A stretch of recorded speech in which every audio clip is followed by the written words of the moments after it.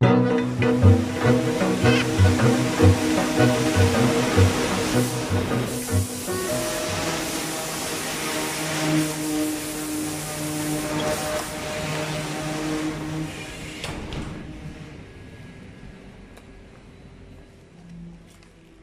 so you've been with me at work on site, but that was in the summer.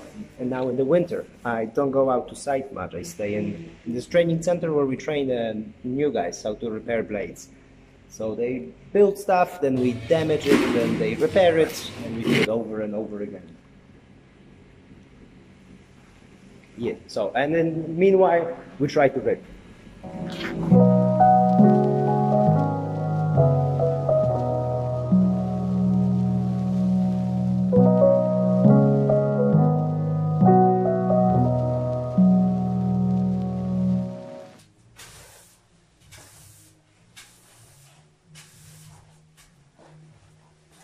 And when the day is over and everybody leaves, this place is ready to rip.